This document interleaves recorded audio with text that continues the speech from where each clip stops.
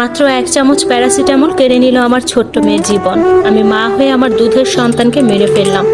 আমার মতন এমন ভুল কোনো মা দয়া করে করবেন না। রাত তখন 2টা। হঠাৎ মেয়ের খুব জ্বর। আমার মেয়ের বয়স 11 মাস। মেয়ের বাবা চাকরির জন্য শহরে থাকেন, আমি থাকি গ্রামে। শ্বশুর বাড়িতে শ্বশুর শাশুড়ির কথাই শেষ কথা। এত রাতে আমার মেয়েটা কাঁদছিল, জ্বরের ঘরে ছটফট করতেছিল। মেয়ের কান্নায় শাশুড়ি বিরক্ত হয়ে এসে বলে, বাচ্চা রাতে কাঁদলে বাড়ির অন্য মানুষ কিভাবে ঘুমাবে? বাচ্চাকে কিছু খেতে দাও না, কাঁদে কেন এত? আমি বললাম, মা দেখুন না, মেয়েটার শরীর জ্বরে পুড়ে যাচ্ছে।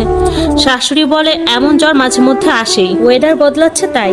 ঘরে কি জ্বরের ওষুধ নাই নাকি? আমি বললাম, প্যারাসিটামল আছে। শাশুড়ি বলল, ওইটাই 1 চামচ খাওয়াও, সকালেই মেয়ে সুস্থ হয়ে যাবে। আমি আমতা করে বললাম, মা এটা অনেকদিন আগের ওষুধ, আর কতটুকু খাওয়াবো তাও তো জানি না। শাশুড়ি বলল, এটা জানার কি আছে, 1 চামচ খাওয়াও। আমি বললাম, থাক মা, কালকে ডক্টর দেখিয়ে খাওয়াবো। শাশুড়ি রেগে গিয়ে বলল, নাটক করো? রাত হলে এ বাচ্চার চিৎকারে কেউ ঘুমাতে পারে না। মরলে তুমি একা রাত জেগে মরো, সবাইকে বিরক্ত কেন করো? আমি চুপ হয়ে গেলাম। হাজার হোক আমি তো মা, মেয়ের কষ্টই বা কিভাবে দেখবো? মেয়ে বারবার চিৎকার করতেছিল। গ্রামে কোনো হসপিটালও নাই যে নিয়ে যাব। শাশুড়ি ওষুধ নিয়ে আসলো। আমার মেয়ে এমনিতেই ওষুধ খেতে চায় না। শাশুড়ি 1 চামচ নিয়ে বলল, মেয়েকে খাওয়াই দাও। মেয়েটা খুব ছটফট করতেছিল আর খুব কাঁদতেছিল। শাশুড়ি জোর করে তার মাথাটা ধরে হা করায়, আর আমি ওষুধটা ঢেলে দেই। তারপর আমার মেয়েটা আরো ছটফট শুরু করে। কি তীব্র ছিল তার বাঁচার জন্য বৃথা চেষ্টা করা। মেয়ে চোখ উল্টিয়ে ফেলছে প্রায়, তার শ্বাস নিতে কষ্ট হচ্ছে। আমি আর নিজেকে ধরে রাখতে পারিনি, চিৎকার করে কাঁদতে থাকি। শাশুড়ি বলে, কিচ্ছু হয়নি। মেয়েকে টান দিয়ে আমার কোল থেকে নিয়ে উপরে তুলে ঝাঁকাতে থাকে। আমার কলিজার ধন একটার সময় ছটফট করতে করতে জন্মর মতো ঘুমিয়ে যায়। শাশুড়ি বলে, দেখছো বাচ্চাকে কিভাবে ঘুম পাড়াতে হয়? দেখো তোমার মেয়ে ঘুমিয়ে পড়েছে। আমি তখনও বুঝিনি। আমি একটু স্বস্তির নিঃশ্বাস ফেলে মেয়ের বিছানা রেডি করে শাশুড়ির কোল থেকে মেয়েকে আমার কোলে নিতে খেয়াল করি, আমার মেয়ে তো নিঃশ্বাস নিচ্ছে না। আমি চিৎকার করে উঠি, আল্লাহ গো বলে। সবাই আমার রুমে চলে আসে। আমি বলি, আমার মেয়ে তো আর নিঃশ্বাস নিচ্ছে না, তাড়াতাড়ি গাড়ি আনেন, আমার মেয়েকে হসপিটালে দিতে হবে। শাশুড়ি বলে, তুমি কি পাগল? আমি মাত্র না তাকে ঘুম পাড়ালাম।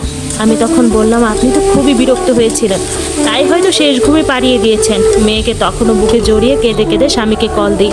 শ্বশুর বলে, এত রাতে কি নাটক শুরু করছো? একটু আগেও তো কান্নাকাটি করলো, এই কয়েক মিনিটে কি এমন হলো? আমি বললাম, দেখুন আব্বা, আমার মেয়েটা শ্বাস নিচ্ছে না, দয়া করে গাড়ি আনেন, আমি মরে যাব আমার মেয়ের কিছু হলে। শ্বশুর ধমক দিয়ে বলে, এটা ভদ্রলোকের বাড়ি, বাড়ির বইয়ের কথায় ঘর চলে না, গলা নামিয়ে কথা বলো। এদিকে আমার মেয়েটা আস্তে আস্তে ঠান্ডা হতে থাকে। আমি বুকের সাথে জড়িয়ে বারবার স্বামীকে কল দিই। সে ঘুমিয়েছিল। একটা সময় পর কল ধরে, তাকে সব কিছু বলি। হাজার হোক সে তো বাবা। সে তার পরিচিত একজনকে কল দিয়ে গাড়ি নিয়ে যেতে বলে। প্রায় 40 মিনিট পর গাড়ি আসে। শ্বশুর শাশুড়ি সবাই বাধা দেয় যেতে। আমি কারো কথা শুনে না, একাই মেয়েকে বুকে চেপে গাড়িতে উঠি। আমার কান্না ড্রাইভার পর্যন্ত কেঁদেছিল, কিন্তু মন গলেনি আমার শ্বশুর শাশুড়ির কারোই। একটা সময় পর হসপিটালে এসে পৌঁছাই। এমার্জেন্সিতে নিয়ে যাওয়া হয়। ওখানেই দায়িত্বরত ডক্টর আমার মেয়েকে মৃত ঘোষণা করে। আমার বুকে সে কয়েক ঘন্টা আগেও ঘুমিয়েছিল, আর এখন নেই। এইটা মা হিসেবে কিভাবে মানবো? আমি ডক্টরকে বলি, আপনার কোথাও ভুল হচ্ছে, আপনি ভালো করে দেখুন, আমার মেয়ে বেঁচে আছে। ডক্টর আমার মনের অবস্থা বুঝতে পারেন। তিনি কি হয়েছিল জানতে চান। আমি সবটা খুলে বলি। তারপর আমার মেয়েকে নিয়ে যান তিনি। বিভিন্ন পরীক্ষা নিরীক্ষা হয়। ততক্ষণে সকাল হয়ে গেছে। আমার স্বামীও চলে এসেছে। একটা সময় পর ডক্টর আমার কলিজার ধনকে নিয়ে আসেন। আমি তখনও আশায় বুক বেঁধেছিলাম। ডক্টর আমার মেয়েকে আমার কোলে দিয়ে বলেন, প্যারাসিটামল বাচ্চাকে কান্নারত অবস্থায় খাওয়ানোর ফলে সেটা ফুসফুসে চলে গেছে। আধা চামচের পরিবর্তে এইটুকু বাচ্চাকে 1 চামচ খাওয়াইছেন। বাচ্চা তো হসপিটালে আসার আগেই মারা গেছে। আমি আমার সন্তানের শরীরটা শক্ত করে ধরে হসপিটালের মাটিতেই লুটিয়ে পড়ি। তারপর কি হয়েছে জানি না। আমি পাগলের মতো ছিলাম বেশ কয়েকদিন।